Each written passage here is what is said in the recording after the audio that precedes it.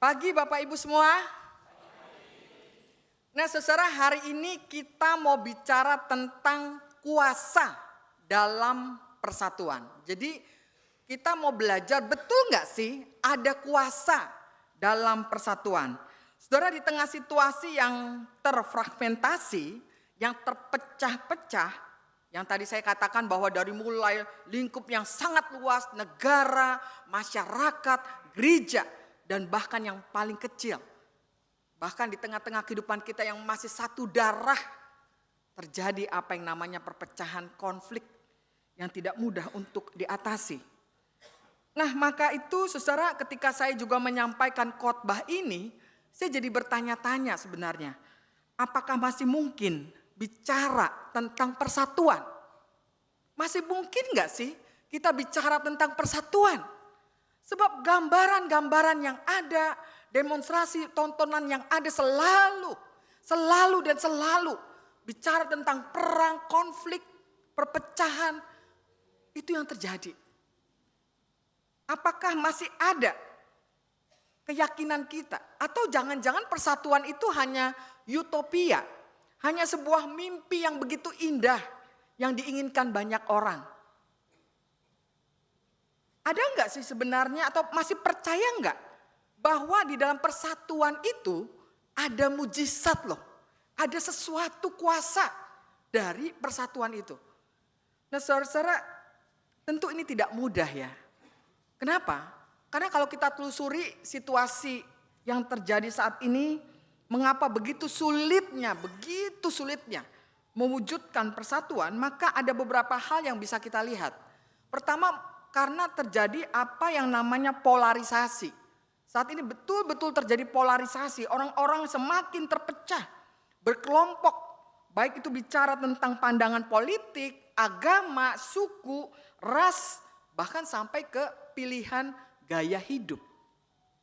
Atau juga ketika kita melihat bahwa kalau Bapak Ibu senang scroll TikTok, ini wajah-wajahnya pada senang nih. Bapak Ibu, kalau Bapak Ibu scroll TikTok lagi, misalnya ibu-ibu nih seneng scroll TikTok yang menyangkut apa ya, masak-memasak gitu ya. Maka yang akan terjadi apa? Itu konten-konten yang akan muncul tuh, disadari atau tidak, itu ternyata yang muncul di hadapan kita selalu bicara tentang masak-memasak dari gaya ini, gaya itu, macam-macam gitu ya. Itu kan apa yang namanya algoritma internet. Ya, jadi segala sesuatu yang saudara inginkan akan muncul. Saudara senang iklan apa gitu ya? Iklan rambut. Nanti iklan-iklan rambut terus begitu kan. Membuat kita, waduh rambut saya kok kurang bagus begitu kan. Nah itu terjadi saudara. Algoritma internet ya. Sehingga ruang perbedaan itu makin kecil. Yang ada ruang keseragaman. Ya, algoritma internet kan membuat seperti itu. Lalu yang kedua, manusia selalu hidup dalam egoisme dan individualisme. Dunia modern menekankan sekali soal kebebasan, menekankan sekali soal pencapaian-pencapaian pribadi. Salah nggak sih? Ya nggak salah-salah banget sih ya. Tapi sadar tidak sadar, saudara, kita menjadi orang yang senantiasa jadi fokus untuk diri kita sendiri. Untuk saya, kita lebih senang bicara saya daripada bicara kita. Kita kurang peduli lagi terhadap kepentingan bersama. Sulit untuk bisa berkorban demi kebaikan banyak orang.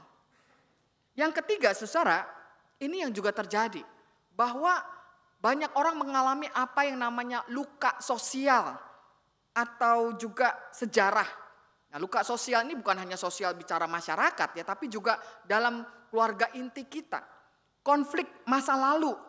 Baik itu masalah pribadi, keluarga, maupun juga nasional, itu bekasnya, lukanya itu tidak gampang sembuh. Sehingga membuat apa? Orang suami istri aja, apakah Bapak Ibu sebagai pasangan suami istri percaya sama pasangannya 100%? Saya nggak tahu, mungkin kalau yang masih pertama-tama baru nikah gitu ya, masih cukup tinggi tuh ya nilainya gitu ya. Makin kesini, wah makin berkurang begitu ya kepercayaannya. Sulit percaya satu dengan yang lain. Lalu yang keempat, kalau kita lihat sekarang ini berita-berita juga banyak sekali berita-berita palsu, disinformasi terjadi. Informasi yang salah satunya sering kali dipelintir ke sana ke sini, membuat orang mudah curiga dan terprovokasi. Lalu yang kelima, orang sekarang berada dalam sebuah ketakutan. Ketakutan akan apa?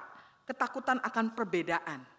Banyak orang masih menganggap perbedaan itu baik dalam budaya, bahasa, keyakinan, bukan lagi sebagai sesuatu yang disyukuri ya, tapi sebaliknya, sebagai sebuah ancaman. Perbedaan itu adalah ancaman, bukan kekayaan. Akibatnya saudara-saudara, dialog itu menjadi defensif ya. Kalau ada dialog, ujung-ujungnya pada defensif, pembelaan diri dan lain sebagainya. Perbedaan dimusuhi dan bukan lagi dihargai. Dan yang keenam, saudara-saudara, kita tidak punya teladan yang baik dari para pemimpin-pemimpin kita. Seringkali pemimpin-pemimpin justru tidak memberikan inspirasi tentang persatuan.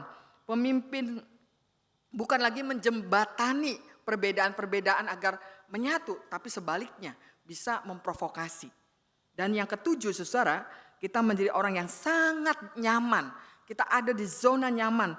Orang lebih memilih berada dalam kelompoknya yang sepemikiran, yang sama begitu, daripada dengan orang-orang yang berbeda. Apalagi kita menganggap bedanya terlalu jauh. Nah, saudara, itulah kenyataan yang terjadi saat ini, situasi yang terjadi saat ini. Makanya menarik ya, kemarin malam Bapak Ibu yang ikut seri doa Pentakosta, ini sedikit promosi jadinya. Seri doa Pentakosta ada 8 kali ya Bapak Ibu, ini baru hari kedua loh, nanti besok malam masih ada lagi ya seri doa Pentakosta. Itu Bapak Pendetanya bicara soal pepatah Afrika. Kalau yang ikut pasti tahu, pepatahnya itu mengatakan If you want to go fast, go alone. If you want to go far, go together. Ya. Jadi artinya apa? Ini kan maknanya sangat dalam sekali kalau kita perhatikan. If you want to go fast, go alone. Artinya kalau kamu ingin cepat menyelesaikan sesuatu, bekerja sendiri, mau ingin cepat, maka saudara harus bekerja sendiri. Mungkin akan terasa lebih efisien. Kenapa? Kalau banyak diskusi-diskusi, begitu menunggu, menyesuaikan diri, waduh udah ketinggalan. Ya. Tetapi kalau saudara ingin if you want to go far, go together, artinya jika tujuanmu itu adalah untuk bertahan lebih lama, mencapai hasil yang berkelanjutan dan berdampak besar, maka kamu perlu berjalan bersama orang lain. Jadi perlu ada kerjasama, ada solidaritas, ada komunitas yang kita harus bangun. Memang jadi lama sih, memang jadi kadang-kadang nyebelin, tapi demi untuk sebuah komunitas kebersamaan itulah yang memang kita harus berkorban begitu ya. Nggak bisa secepat orang lain. Dalam rumah tangga kan juga begitu Bapak Ibu, suami dan istri bisa kecepatannya bisa berbeda nih. Yang satu pengennya cepet-cepet, kalau cepet-cepet. Yang satu santai, tenang gitu. Ini kalau terus, aduh capek nih seumur hidup begini terus begitu ya. Apa yang terjadi? Ya konflik. Apa yang terjadi? Ya perpecahan. Nah saudara-saudara, karena itulah menarik saudara, bila kita sekarang ini mau duduk sejenak, ayo duduk bersama tapi juga belajar untuk membangkitkan kesadaran kita.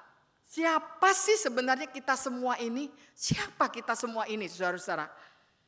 Kita semua ini adalah satu. Rasanya itu sesuatu yang begitu sederhana, tapi walaupun sangat-sangat sederhana, tapi justru itu yang paling sulit dipahami dalam kehidupan kita. Bapak Ibu pasti tahu ya, itu ilustrasi tentang orang buta dengan gajah. Tapi mari menarik kita lihat apa sisi-sisi yang ada dari ilustrasi ini. Ketika empat orang buta itu diminta untuk menggambarkan seperti apa itu gajah, maka berbeda-beda kan. Orang pertama ketika memegang belalainya akan mengatakan, oh Bu, gajah itu seperti ular yang besar dan kuat. Ketika orang buta yang kedua itu menyentuh kakinya, maka dia berkata, oh Bu, gajah itu seperti apa? Sebuah tiang yang besar. Lalu orang buta yang ketiga meraba telinganya dan berkata, oh Bu, gajah itu salah, bukannya tiang yang besar, dia adalah kipas yang memang lebar banget gitu ya. Atau yang keempat, ketika orang buta keempat memegang perut gajah, dia akan mengatakan, oh gajah itu seperti tembok. Tapi tembok rasanya hangat gitu. Bukan tembok yang keras ya, yang hangat gitu. Nah saudara, mereka semua terus berdebat, nggak ada habis-habisnya.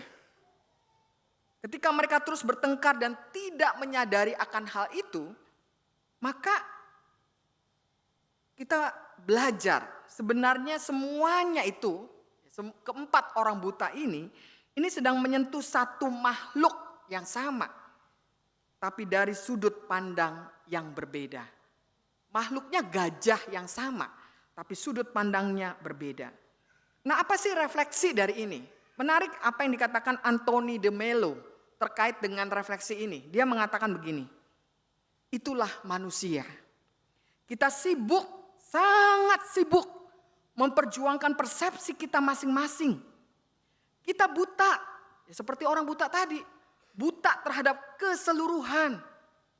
Kita tidak sadar bahwa kita semua ini menyentuh bagian dari kebenaran yang sama. Jika saja kita diam sejenak, kita mau mendengarkan satu sama lain dan menyadari bahwa ada gambaran yang lebih besar, maka kita akan mengalami apa yang namanya persatuan.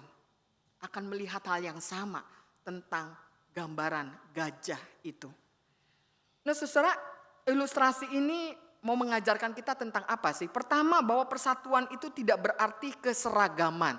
Bicara persatuan di sini bukan berarti keseragaman. Kita bisa berbeda pandangan, latar belakang dan cara pandang, tetapi kita satu di dalam kasih dan kemanusiaan kita. Yang kedua, ego adalah penghalang utama persatuan. Ketika kita hanya mau mempertahankan pandangan sendiri dan menolak mendengar apa kata orang lain, persepsi orang lain, sebenarnya kita sedang membangun sebuah tembok pemisah. Dan yang ketiga, kesadaran membawa kita pada persatuan. Dan saat kita sadar Bapak Ibu, bahwa persepsi kita terbatas, kita akan mulai terbuka untuk melihat lebih luas. Dan disitulah benih persatuan justru bertumbuh. Nah karena itulah saudara, dalam diri kita masing-masing nih, doa yang kita harus juga miliki ya, itu bukan hanya doa kebutuhan-kebutuhan materi jasmani kita, tapi juga berdoa mengatakan kepada Tuhan begini, Tuhan bebaskan saya, bebaskan aku dari diriku sendiri, agar aku dapat melihat-Mu dalam diri orang lain dan juga hal-hal semua yang lain. Saudara, yang dikasih Tuhan Yesus Kristus, kita sadar bahwa sekali lagi ketika dunia ini terpecah-pecah, justru kita hari ini diajak untuk kembali kepada sebuah kebenaran yang mendalam tentang apa yang diajarkan oleh Yesus. Saudara, Tuhan Yesus itu sampai berdoa loh. Dia berdoa sebelum ia disalibkan. Dan doa sebelum ia disalibkan itu adalah doa kerinduan. Apa yang didoakan di dalam Yohanes 17 ayat 21a dikatakan, aku berdoa supaya mereka menjadi satu. Sama seperti engkau ya Bapa di dalam aku dan aku di dalam engkau. Saudara, apa sih yang menarik? Yesus sebelum disalibkan berdoa tentang kesatuan. Yesus berdoa bukan agar murid-muridnya itu sukses. Tidak. Yesus tidak mengajarkan agar murid-muridnya itu sukses. Yesus tidak mengajarkan agar murid-muridnya itu populer. Yesus juga tidak mengatakan agar mereka kuat secara politik. Karena saat itu kan mereka ingin sekali terbebas dari kuasa bangsa Romawi ya. Tapi apa yang Yesus doakan dan kerinduan Yesus yang sangat besar pada saat itu. Saudara, ia berdoa agar murid-muridnya menjadi satu. Kenapa? Karena di dalam persatuan itu ada kuasa. Ada kuasa ilahi. Kuasa ilahi yang apa? Kuasa ilahi yang mengubahkan kehidupan kita, pribadi kita untuk melihat segala sesuatu itu dengan bukan kacamata kita yang sempit, tapi kacamata kita yang luas. Nah saudara, itulah sebabnya di dalam 4 bacaan kita hari ini semua terangkai. 4 bacaan berbeda-beda ya. Tapi ternyata ini juga bicara soal kesatuan. Kalau kita melihat dari Yohanes 17 ayat 20 sampai 26, di situ kita melihat ada sebuah kerinduan Yesus yang sangat besar. Doa Yesus itu bukan sekedar harapan manusiawi, bukan sekedar harapan manusiawi. Itu adalah visi ke depan, visi ilahi yang ingin dinyatakan dalam hidup kita. Bahwa melalui kesatuan umat percaya, dunia dapat melihat Allah. Ketika gereja bersatu, dunia bisa melihat sebuah refleksi kasih dan juga karakter Kristus. Karena itu saudara, persatuan sekali lagi bukan keseragaman. Kenapa? Ini ada dasar yang sangat kuat Bapak Ibu. Dasarnya itu adalah Allah Tritunggal, Allah Trinitas. Jadi Bapak Ibu dan saya kan setiap kali diingatkan tentang Allah Trinitas ya. Dalam berkat yang Bapak Ibu terima juga Allah Trinitas kan. Allah Bapa, Allah Anak, Allah Roh Kudus. Allah Trinitas ini sendiri adalah gambaran sempurna dari kesatuan di dalam keberagaman. Bapa, Anak, dan Roh Kudus itu 3 pribadi. Tapi 3 pribadi itu satu hakikat. Bekerja bersama dalam kasih yang sempurna. Karena itu saudara, Yesus pun juga ingin agar murid-muridnya menjadi seperti simfoni yang berbeda-beda, begitu ya. Simfoni alat-alat musik yang berbeda-beda tetapi menghasilkan satu suara yang indah. Dan saudara, karena itu di dalam persatuanlah ada kuasa yang memulihkan, kuasa yang memerdekakan. Dari mana Bu? Nah saudara, buktinya itu terjadi dalam kisah nyata, di dalam kisah para rasul pasal 16 ayat 16 sampai 34. Dalam cerita tentang di Filipi, itu kita ketemu dengan Paulus dan Silas. Nah Paulus dan Silas ini saudara itu menghadapi penganiayaan karena mereka itu membebaskan seorang perempuan budak dari roh tenung. Dan mereka kemudian dipenjara. Namun justru di tengah penjara, di tengah penderitaan, di dalam kesulitan yang sangat besar itu, apa sih yang mereka lakukan berdua saudara? Apakah mereka pukul-pukul tembok atau pukul-pukul badan, marah, kok udah memperjuangkan hal yang benar malah mesti masuk penjara menderita? Tidak saudara. Yang mereka lakukan itu adalah di dalam penderitaan mereka bersama, mereka menyanyikan puji-pujian dan berdoa bersama. Dan disitulah kuasa Tuhan turun atas mereka dan bukan hanya mereka. Bukan hanya atas mereka. Karena pada saat itu terjadi gempa bumi, bayangkan ya terjadi gempa bumi, lalu pintu-pintu penjara terbuka dan belenggu terlepas dari diri mereka. Jadi karena itu saudara, dari kisah ini, kesaksian ini ya, kesaksian tentang Paulus dan Silas ini, kita bisa melihat di sana ada kuasa dalam persatuan. Di kuasa dalam persatuan ini sekali lagi bukan hanya bicara soal yang rohani-rohani, tapi ini bicara tentang sesuatu yang nyata, yang mengguncang dunia, yang membuka belenggu dan memerdekakan. Jadi kisah tentang Paulus dan Silas ini, yang mereka bernyanyi-nyanyi di dalam pujian-pujian dan doa-doa mereka, itu mampu menggoncang dunia. Itu mampu mendatangkan gempa bumi. Bayangkan ya, itu mau menunjukkan satu kekuatan dahsyat kan. Kalau orang dalam penderitaan sekalipun ya bisa tetap menyatu, bukan saling menyalahkan, ya, bukan saling mengecewakan satu dengan yang lain. Lalu yang terjadi yang sangat indah kemudian apa saudara? Sang kepala penjara itu bertobat. Lalu ia berkata, apakah yang harus aku perbuat supaya aku selamat? Dan Paulus menjawab apa? Percayalah kepada Tuhan Yesus Kristus dan engkau akan selamat, engkau dan seisi rumahmu. Apa yang kita bisa maknai? Ada Bapak Ibu yang kita bisa maknai di sini. Bahwa dari satu tindakan persatuan yang radikal tadi, dari nyanyian, pujian yang kelihatannya sederhana ya, kayaknya gak ada apa-apanya. Ternyata di situ mempunyai kekuatan kuasa. Karena di sanalah kita melihat bersama luka dan penderitaan itu menjadi bukan apa-apa. Karena tergantikan dengan lahirnya keselamatan bagi satu keluarga. Saudara, Kalau saya bicara tentang keluarga, saya tahu bahwa kita ini tidak mudah hidup bersama. Baik sebagai suami istri, orang tua anak, sangat sulit. Konflik gampang terpicu. Apalagi di tengah-tengah tekanan, penderitaan. Pasti saling menyalahkan. Dan bahkan bukan pada hal-hal yang bersifat psikis saling menyalahkannya. Pada hal-hal yang bersifat fisik. Terjadi apa yang namanya KDRT, ya, kekerasan dalam rumah tangga. Kenapa?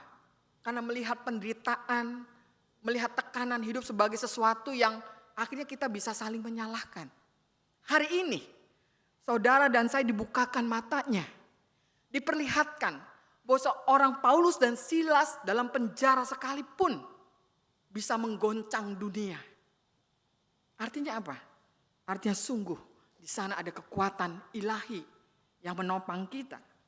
Makanya kalau kita tadi menyanyikan ya, Bapak Ibu tadi perhatikan gak sih nyanyian yang kita nyanyikan bersama? Tuhan adalah Raja, biarlah bumi bersorak-sorak.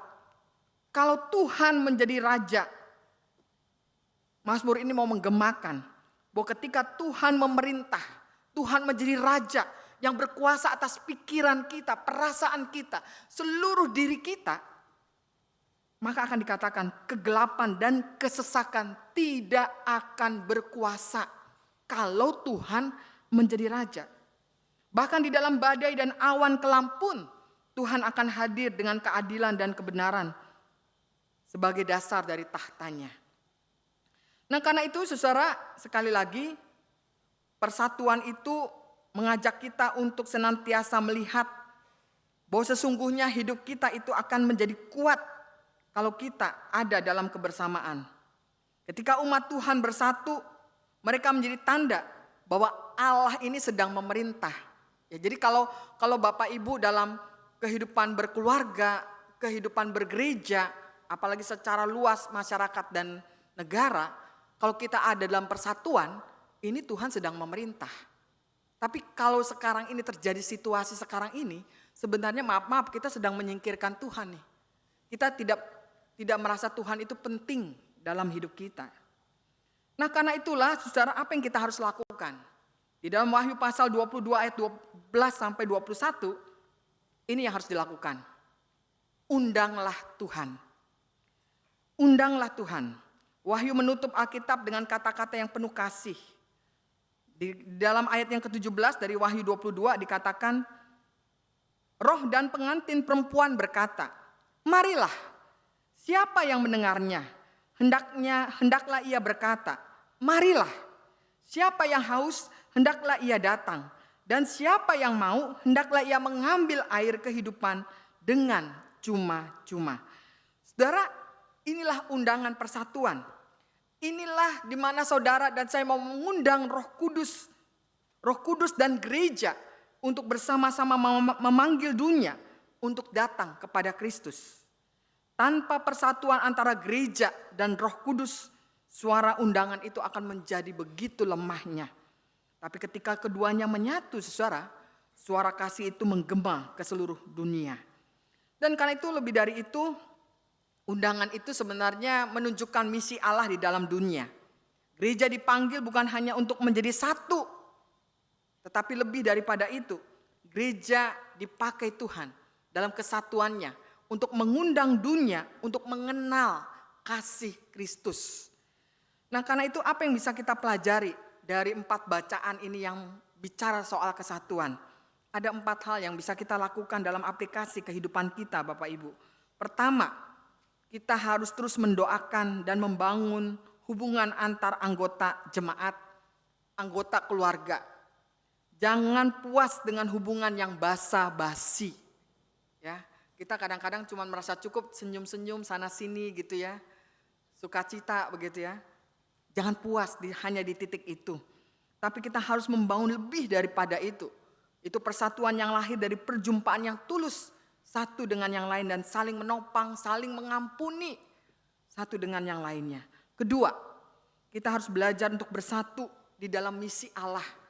Bukan hanya kegiatan-kegiatan Kadang-kadang gereja dihabiskan tenaga waktunya itu dengan begitu banyak kegiatan.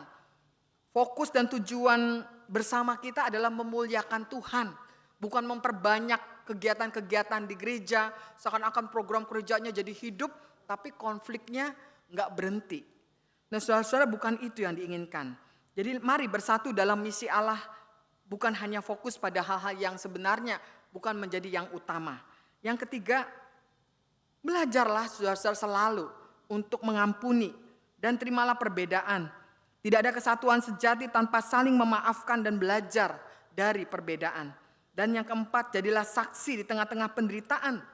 Seperti juga Paulus dan Silas, walaupun mereka mengalami penderitaan yang sangat berat, ya, dengan tekanan yang sangat berat, tapi cinta kasih mereka itu terpancar lewat doa dan pujian-pujian mereka. Nah karena itu saudara-saudara, Yesus tahu hanya melalui kesatuanlah di dalam kasih dunia bisa percaya bahwa ia adalah Tuhan. Kita bisa berbeda suku, berbeda pendapat, berbeda karakter. Tapi ketika kita berjalan bersama dalam Kristus, kuasa Tuhan itu akan bekerja. Bekerja untuk apa? Bekerja untuk mengubah apa? Mengubah penjara, penderitaan itu menjadi tempat keselamatan. Mengubah penderitaan itu menjadi puji-pujian dan doa. Mengubah gereja menjadi terang bagi dunia ini. Nah, persatuan kita adalah kesaksian yang terbesar bagi kita. Kalau Bapak Ibu mau bersaksi, bukan hanya bersaksi saudara sembuh. Saudara lepas dari pergumulan pribadi saudara tentang keuangan, bisnis atau apa. Mari bersaksi tentang sebuah persatuan. Sebab di sanalah kesaksian terbesar yang menjadi kerinduan Tuhan Yesus, menjadi doa Tuhan Yesus bagi dunia ini. Mari kita menjadi satu, bukan karena kita sama, tapi karena kita semua terhubung oleh kasih Kristus. Karena kasih Kristus kita hidup di dalamnya. Karena kasih Kristus ada kuasa besar untuk mengubah dunia, mengubah masyarakat kita, mengubah gereja Tuhan, dan mengubah keluarga kita. Amin.